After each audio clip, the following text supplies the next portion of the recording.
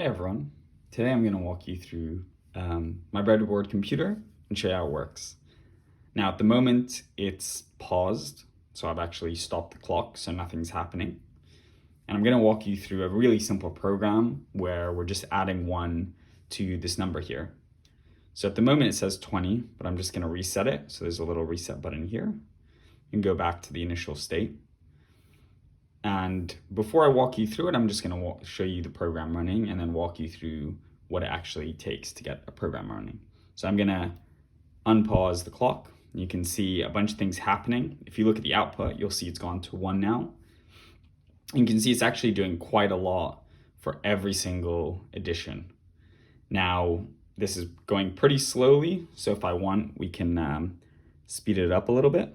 So you can say, okay, let's go a lot faster. Or we can slow it down. We can actually stop it as well at any point. And if I click that again, it will carry on.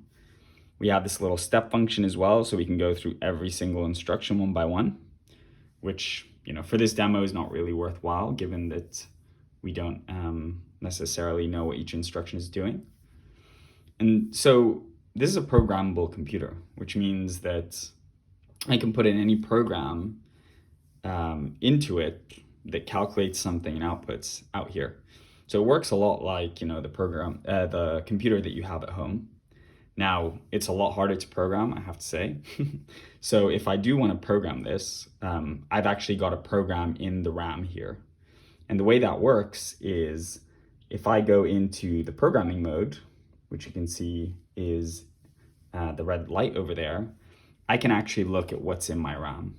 And so I've got these little pins here. So I can put them all down. And what that does is it puts an address into my RAM. So here is a 0, a binary 0. And then my RAM shows me its value.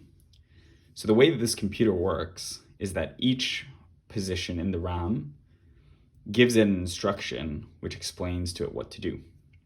So at 0, the first instruction, we have this series of 0s and 1s here.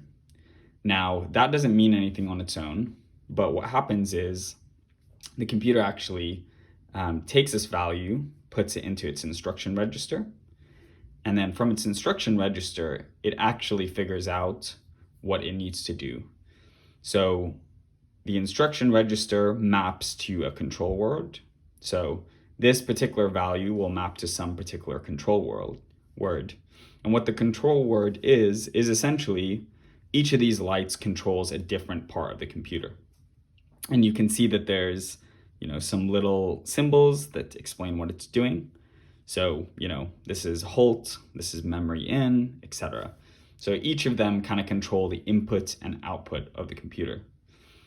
And what the control word lets us do is control what you call the ALU, or the logic unit, the arithmetic and logic unit, which essentially is made up of 2 registers, and a register is just a memory cell.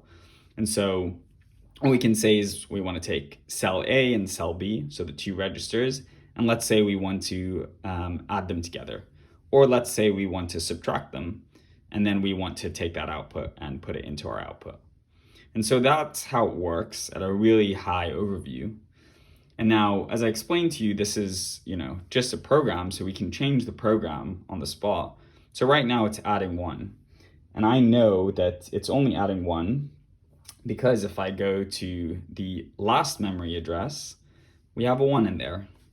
So let's say we wanted to change that and put in a 2. So that's me, I've just written a 2 in there. And we can take it out of programming mode and see what happens. And so from here, I can let it continue to run. And we can see now it's adding 2. So 25, 27, 29. And we can stop that.